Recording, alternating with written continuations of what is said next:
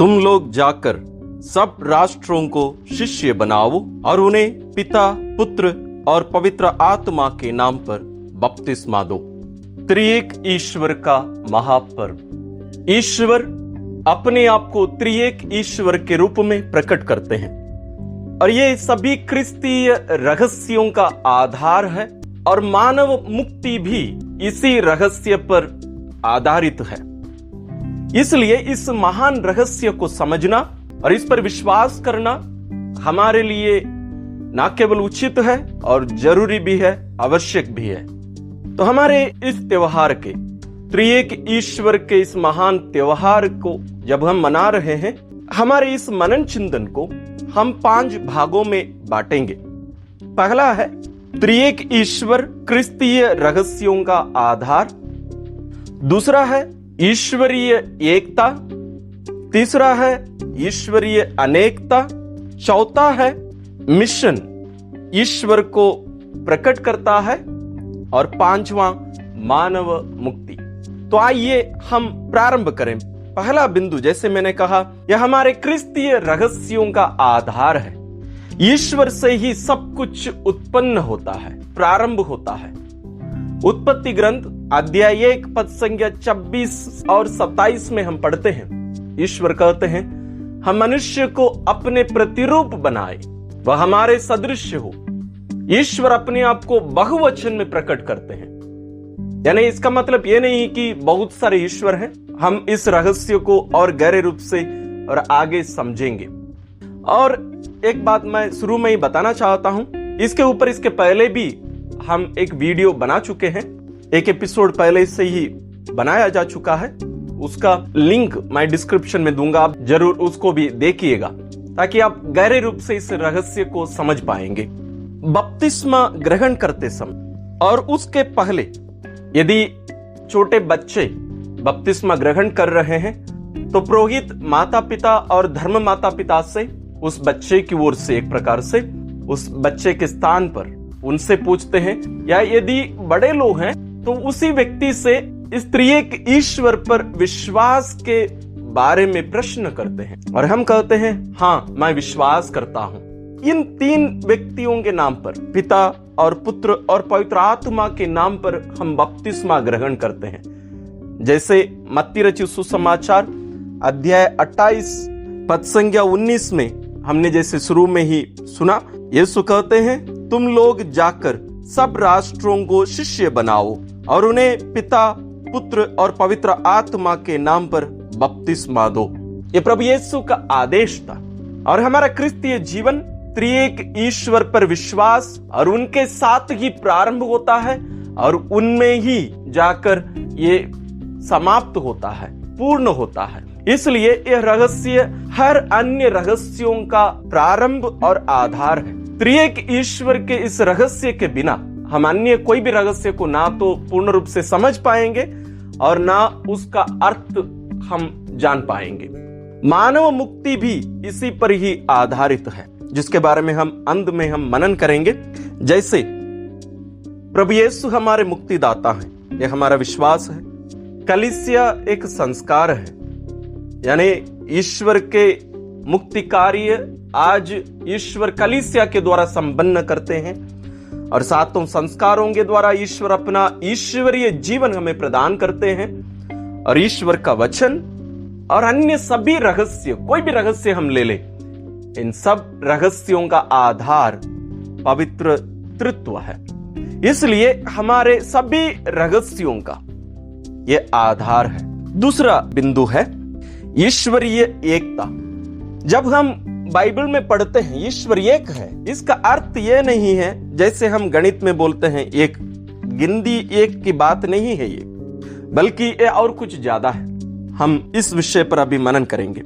विधि विवरण ग्रंथ अध्याय 4 पद संख्या 39 में ईश्वर कहते हैं, आज यह जान लो और इस पर मन ही मन विचार करो कि ऊपर आकाश में तथा नीचे पृथ्वी पर प्रभु ही ईश्वर है, उसके सिवा कोई और ईश्वर नहीं है। यानी वो एक ही ईश्वर है, एक ही प्रभु है।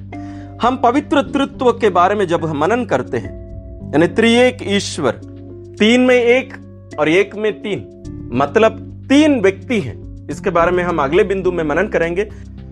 ये 3 व्यक्तियों को हम जोड़ते नहीं हैं। जैसे गणित में हम जोड़ते हैं एक प्रकार से, कितने व्यक्ति हैं तो हम जोड़ते हैं 1 2 3 4, लेकिन जब बात रिश्ते की आती है तो इसका गुना किया जाता है। जैसे मैंने कहा, सभी क्रिस्तीय रहस्यों का आधार पवित्र तृत्व है।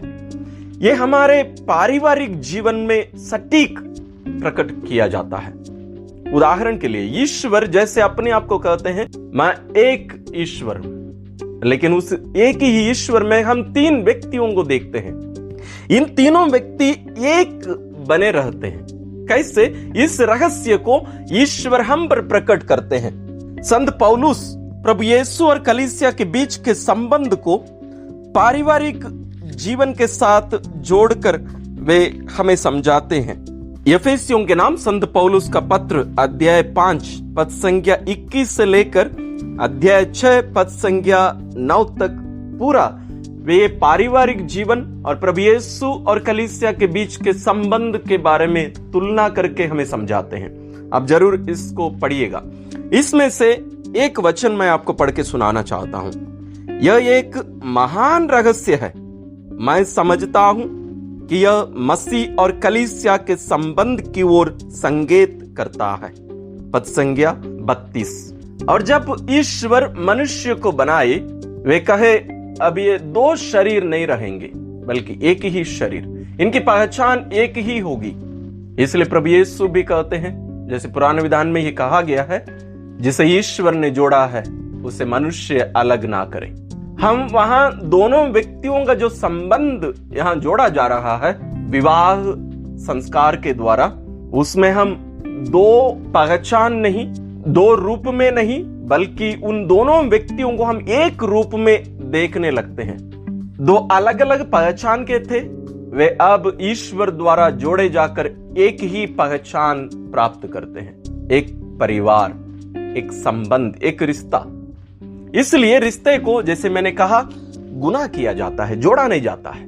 उसी प्रकार जब हम त्रिएक ईश्वर, इन तीनों व्यक्तियों को यदि हम देखें तो यहां गुना करेंगे तो आखिरी में एक ही आता है। एक ही ईश्वर हमारे साथ है और वही एक ही ईश्वर, जैसे हम आखिरी बिंदु में हमारे मानव मुक्ति के बारे में मनन करेंगे, हम इस रहस्य को और गहरे रूप से ज्यादा समझेंगे।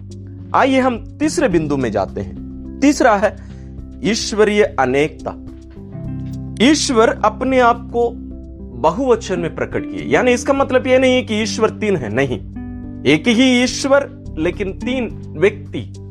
और यह कोई मनुष्य की खोज नहीं है, यह स्वयं ईश्वर अपने आप को प्रकट किए हैं। हम कभी ईश्वर को जैसे वे हैं वैसे कभी नहीं जान पाएंगे। इस सत्य को हम इस आधार पर भी हम जान सकते हैं, समझ सकते हैं कि जब तक हम अपने आप को दूसरों पर प्रकट नहीं करते हैं, यानी अपने बारे में दूसरों को नहीं बताते हैं, दूसरा व्यक्ति कभी हमारे बारे में हमें पूर्ण रूप से नहीं जान पाएगा। यह मानव जीवन में भी एक सत्य है।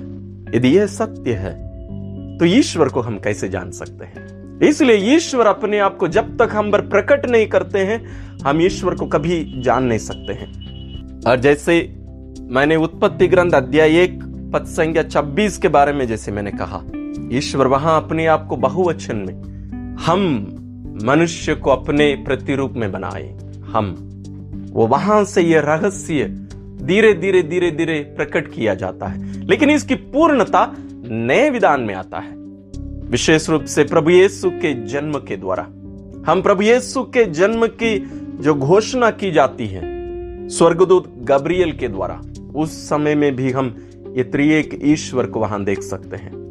संत गब्रियल आकर उनसे कहते हैं, ईश्वर का आत्मा आप पर आएगा, ईश्वर की शक्ति की छाया आप पर पड़ेगी, इसलिए आपसे जो उत्पन्न होंगे वे पवित्र होंगे और ईश्वर के पुत्र कहलाएंगे। देखिए, तीनों वहां अपने आप को प्रकट करते हैं स्वर्गदूत गब्रियल के द्वारा। और हम आगे विशेष रूप से प्रभु यीशु के बपतिस्मा प्राप्त करने के बाद जो घटना होती है, उसमें हम तीनों व्यक्तियों को देख सकते हैं। स्वर्ग खुल जाता है, पवित्र आत्मा कपोत के रूप में प्रभु पर उतर कर आते हैं और स्वर्ग से पिता कहते हैं, ये मेरा प्रिय पुत्र है, मैं इससे अत्यंत प्रसन्न हूं। ये मेरा पुत्र है, यानी ये पुत्र का पिता है। वो एक संबंध यहां प्रकट करते हैं। हम संपूर्ण बाइबल में एक प्रकार से पहली बार ये सुनते हैं, ये पिता और पुत्र। ईश्वर अपने आप को एक संबंध के रूप में यहां प्रकट करते हैं। पिता और पुत्र का अर्थ ही क्या होता है? एक संबंध, एक अटूट संबंध। लेकिन हमें ये कभी ये गलती नहीं करनी चाहिए कि हम इन तीनों व्यक्तियों को एक ही व्यक्ति के रूप में ना देखें। कभी कभी ये प्रारंभिक कलीसिया में भी ये रही है ये बात, और आज भी लोगों के बीच में गलतफहमी, गलत जानकारी है कि तीनों व्यक्ति एक है। नहीं, तीनों व्यक्ति अलग अलग हैं।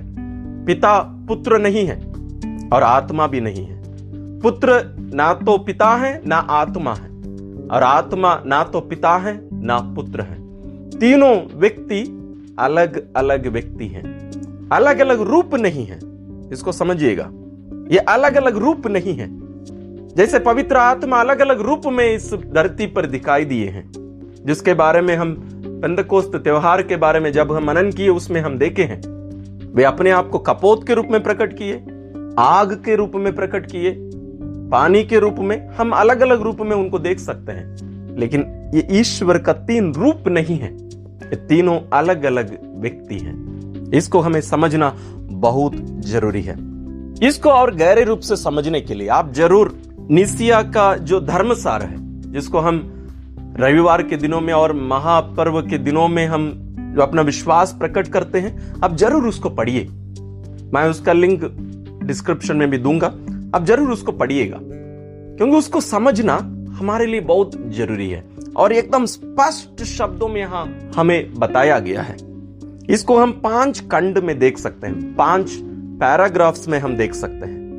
पहले खंड में पिता के बारे में बताया गया है, और दूसरे खंड में प्रभु यीशु जो जैसे वे स्वर्ग में थे मनुष्य रूप में आने के पहले के बारे में है, और उसके बाद यहां उनके मुक्तिदाता के रूप में मानव रूप धारण करने के बारे में, और यहां उनके कार्यों के बारे में चौथा खंड में, और उसके आगे हम पवित्र आत्मा के बारे में हम देख सकते हैं। यहां एक बात हमें स्पष्ट बताया गया है, ये जो पुत्र हैं ये जन्म नहीं लिए हैं, जैसे हम जन्म लेते हैं वैसे जन्म नहीं लिए हैं, और ये बनाए गए भी नहीं है, बल्कि उत्पन्न हुए हैं।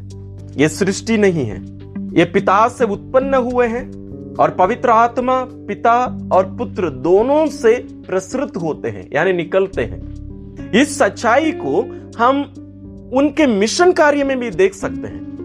देखिए, पिता अपने पुत्र को इस पृथ्वी पर मानव रूप में भेजे, मुक्तिदाता के रूप में पिता भेजे, पवित्र आत्मा नहीं भेजे हैं। पवित्र आत्मा के द्वारा पुत्र ईश्वर मरियम से शरीर धारण किए। उसी प्रकार हम देखते हैं पुत्र और पिता दोनों मिलकर पवित्र आत्मा को इस धरती पर भेजे। जैसे पवित्र आत्मा पिता और पुत्र से प्रसृत हुए हैं, यानी उनसे निकले हैं, उसी प्रकार इस धरती पर भी उन दोनों के द्वारा भेजे गए हैं। यानी ईश्वर अपने आप में जो सत्य है, जो रहस्य है, उसे मिशन में प्रकट करते हैं, और जिस रूप में यह मिशन कार्य संपन्न हुआ, उसी प्रकार हमारी मुक्ति भी उसी प्रक्रिया में होगी, जिसके बारे में हम अंत में मनन करेंगे।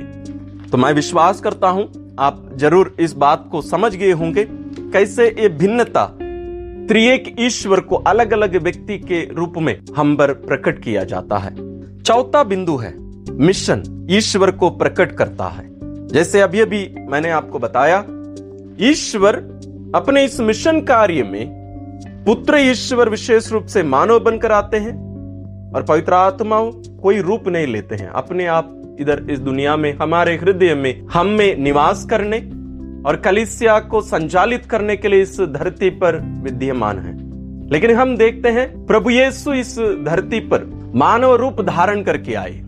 उनका एक ही रूप था, यानी वो मानव रूप, कोई अन्य रूप में पुत्र ईश्वर इस दुनिया में आए नहीं।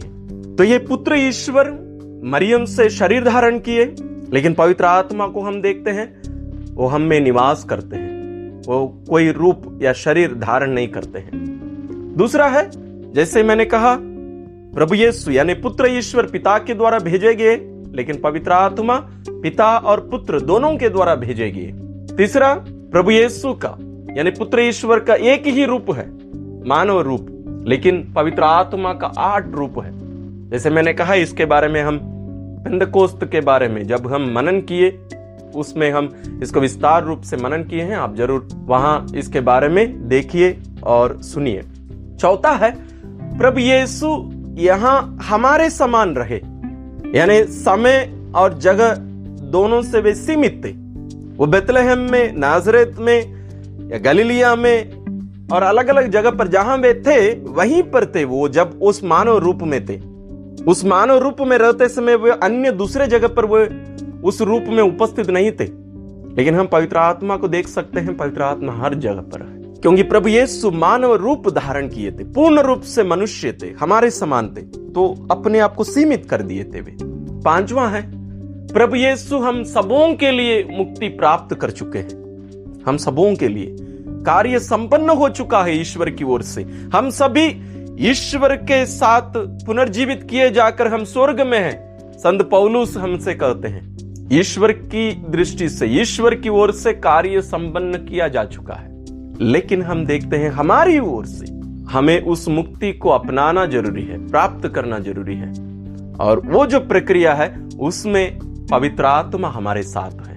तो यीशु जो मुक्ति के फलों को हमारे लिए प्राप्त किया अपने जीवन के द्वारा, उन्हें संस्कारों को कलीसिया के द्वारा हम सबों को देते हैं और वहां पवित्र आत्मा उपस्थित रहकर कार्य करते हैं। हम मिसा बलिदान में भाग लेते समय ध्यान से यदि जो बातें वहां बोली जाती हैं, यदि हम उसको ध्यान से सुने तो हमें ये सच्चाई, ये रहस्य हम समझ सकते हैं। छठवां है, हम देखते हैं प्रभु यीशु अपने आप को दाखलता के रूप में प्रकट करते हैं। प्रभु यीशु कहते हैं, मैं दाखलता हूं और तुम डालियां हो। हम ये जो मुक्ति कार्य के जो फल हैं, प्रभु यीशु के द्वारा प्राप्त किए गए फल हैं, उन्हें हम यीशु से जुड़े रहकर हम उनसे ग्रहण करते हैं। जैसे एक डाली पेड़ से या पौधे से जुड़े रहकर उससे जीवन रस प्राप्त करता है, उसी प्रकार हम भी यीशु से जोड़े जाकर पवित्र आत्मा के द्वारा, जैसे संत पौलुस कहते हैं, कलम किए जाकर हम यीशु के साथ जोड़ दिए गए हैं और हमारा ये संबंध, ये रिश्ता के कारण ही हम जीवित हैं। और हम देखते हैं, जैसे मैंने कहा, पवित्र आत्मा हमें यीशु के साथ जोड़ते हैं, हमें कलम करते हैं और अपने फलों के द्वारा और वरदानों के द्वारा हमें विभूषित करते हैं। सातवां है, प्रभु यीशु एक मंदिर के रूप में अपने आप को प्रकट करते हैं। प्रभु यीशु कहते हैं, इस मंदिर को ढा दो, यानी यरूशलेम मंदिर को देखकर, और कहते हैं 3 दिनों में मैं इसको खड़ा कर दूंगा। और हम जानते हैं प्रभु यीशु अपने शरीर रूपी मंदिर के बारे में बात कर रहे थे और हम सभी उस मंदिर में हम जोड़े जाते हैं। इसी के बारे में संत पौलुस एफेसियों को लिखते हुए अपना पत्र अध्याय 2 पद संख्या 19 से 22 में वे स्पष्ट रूप से कहते हैं, आप लोगों का निर्माण भवन के रूप में हुआ है, जो प्रेरितों तथा नबियों की नींव पर खड़ा है और जिसका कोने का पत्थर स्वयं ईसा मसीह है। उन्हीं के द्वारा समस्त भवन संगठित होकर प्रभु के लिए यानी पिता के लिए पवित्र मंदिर का रूप धारण कर रहा है। उन्हीं के द्वारा आप लोग भी इस भवन में जोड़े जाते हैं, जिससे आप ईश्वर के लिए एक आध्यात्मिक निवास बने, यानी मंदिर जो मनुष्य के हाथों से नहीं बनाया गया है। वास्तव में कलीसिया यही है।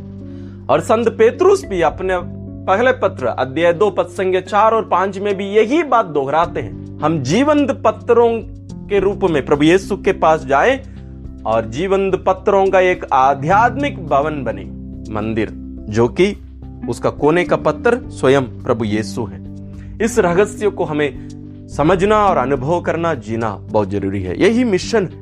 और इस मिशन में, जैसे मैंने कुछ समय पहले भी बताया, ईश्वर जैसे वे हैं वैसे अपने आप को यहां प्रकट करते हैं। पिता पुत्रों को भेजते हैं, पिता और पुत्र दोनों मिलकर पवित्र आत्मा को इस धरती पर हम पर भेजे हैं। और आखिरी बिंदु, मानव मुक्ति का मतलब क्या है?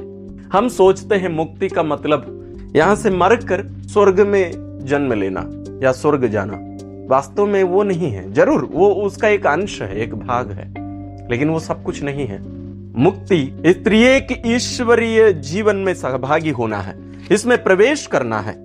यूहन्ना रचित सुसमाचार अध्याय 17 पद संख्या 21 में प्रभु यीशु कहते हैं, सबके सब एक हो जाए। पिता, जिस तरह तुम मुझ में है और मैं तुम में, उसी तरह वे भी हम में एक हो जाए, जिससे संसार यह विश्वास करे कि तूने मुझे भेजा है। तो प्रभु यीशु का मिशन कार्य का लक्ष्य यही था, हम सभी पिता और पुत्र और पवित्र आत्मा में एक हो जाएं, उनके साथ जोड़ दिए जाएं। यूहन्ना रचित सुसमाचार अध्याय 13 से लेकर 17 तक आप पढ़ेंगे तो इस रहस्य को यीशु बार बार दोहराते हैं, तुम मुझ में रहो, मैं तुम में रहूं। और आगे कहते हैं, जैसे मैं पिता में हूं और पिता मुझ में है, वैसे तुम मुझ में रहो और मैं तुम में रहूं। उस त्रिएक ईश्वरीय रहस्य में हमें प्रवेश करने के लिए हमें आमंत्रित करते हैं। संत पौलुस रोमियों को लिखते हुए अपना पत्र अध्याय 8 पद संख्या 15 और आगे वे कहते हैं, जो लोग ईश्वर के आत्मा से संचालित हैं वे सब ईश्वर के पुत्र हैं। आप लोगों को दासों का मनोभाव नहीं मिला जिससे प्रेरित होकर आप फिर डरने लगे। आप लोगों को गोद लिए गए पुत्रों का मनोभाव मिला जिससे प्रेरित होकर हम पुकार कर कहते हैं, अब्बा हे पिता। ईश्वर अपना आत्मा हमें प्रदान किए हैं, वही आत्मा हम में निवास करते हुए हमें भी यीशु के समान पिता को, यानी यीशु के पिता को हमारे पिता कहकर पुकारने के लिए हमें प्रेरित करते हैं। और यहाँ एक बात स्पष्ट है, यहाँ संत पौलुस उस शब्द को स्पष्ट उपयोग करते हैं, हम लोग गोद लिए गए पुत्र पुत्रियां हैं, हम निजी पुत्र पुत्रियां नहीं हैं। जैसे संत पौलुस इसी अध्याय पद संख्या 32 में कहते हैं, उसने अपने निजी पुत्र को भी नहीं बचाया, उसने हम सबके लिए उसे समर्पित कर दिया। वो उनका निजी पुत्र है, यानी यीशु। हम सभी गोद लिए गए पुत्र पुत्रियां हैं, दत्तक पुत्र पुत्रियां हैं, लेकिन हम यीशु के द्वारा ही वहां प्रवेश करते हैं। हम सबों को ईश्वर अपनी संतान बनाए हैं, यही मुक्ति है। त्रिएक ईश्वर के साथ संबंध, पिता के साथ हमारा पुत्र पुत्रियों का मनोभाव संबंध होना है, प्रभु यीशु के साथ हमारा भाई बहन का रिश्ता है, पवित्र आत्मा के साथ हमारा दोस्ती का रिश्ता है। इस रिश्ते में हमें आगे बढ़ते जाना है। इसलिए आगे पद संख्या 17 में संत पौलुस कहते हैं, यदि हम उसकी संतान हैं तो हम उसकी विरासत के भागी हैं। हम मसीह के साथ ईश्वर की विरासत के भागी हैं, यीशु के साथ। यीशु को जो महिमा ईश्वर से प्राप्त है, मतलब ये नहीं है कि उन्हें अपने आप में महिमा नहीं है, बल्कि जब वे मानव रूप धारण करके यहां से हमारा रूप अपनाकर स्वर्ग में पिता के दाहिने विराजमान होकर हमारे लिए विनती करते हैं, वहां जो महिमा है, उन्हें जो महिमा मिली है, उस महिमा के हम भी सहभागी हैं। इसलिए इसी अध्याय रोमी अध्याय 8 पद संख्या 29 में संत पौलुस लिखते हैं, क्योंकि ईश्वर ने निश्चित किया कि जिन्हें उसने पहले से अपना समझा वे उसके पुत्र के प्रतिरूप बनाए जाएंगे, जिससे उसका पुत्र इस प्रकार बहुत से भाइयों का पहलौटा हो। यही है मुक्ति। मुक्ति का अर्थ यह है, हम सभी प्रभु यीशु के प्रतिरूप में बनाए जाएंगे। पवित्र आत्मा का कार्य यही है, हम उनके पुत्र के यानी यीशु के प्रतिरूप में हम बनाए जाएंगे। और प्रक्रिया जारी है। कब प्रारंभ हुआ यह प्रक्रिया? बपतिस्मा संस्कार में। और यह कार्य जारी है, हम रूप धारण कर रहे हैं यीशु का रूप। इसलिए संत लोग कहते हैं, हम सभी कलीसिया रूपी मां के गर्भ में हैं, हमारा गर्भ धारण हो रहा है, यहाँ हम प्रभु यीशु का रूप धारण कर रहे हैं। इसलिए संस्कार सब महत्वपूर्ण है। इसलिए कलीसिया कहती है, कलीसिया के बाहर मुक्ति नहीं है। उसका अर्थ यही है, क्योंकि मुक्ति का मतलब प्रभु यीशु के समान बनाए जाना, त्रिएक ईश्वर के साथ संबंध में रहना। हमें प्रभु यीशु के नाम पर विश्वास के द्वारा ही हमें मिलता है। संत पौलुस आगे लिखते हैं, उसने जिन्हें पहले से निश्चित किया उन्हें बुलाया भी है, जिन्हें बुलाया उन्हें पाप से मुक्त भी किया है, और जिन्हें पाप से मुक्त किया उन्हें महिमान्वित भी किया है। यानी ईश्वर अपनी महिमा हमें प्रदान करते हैं, उस ईश्वरीय परिवार में हमें सम्मिलित करते हैं। कितना अद्भुत कार्य है। इसलिए हम अपने क्रिस्तीय जीवन में त्रिएक ईश्वर के बारे में विशेष रूप से जब मनन करते हैं, इस रहस्य को, विशेष रूप से हमारे विश्वास को, हमारी मुक्ति को हमें उसके साथ जोड़कर देखना बहुत ही आवश्यक है।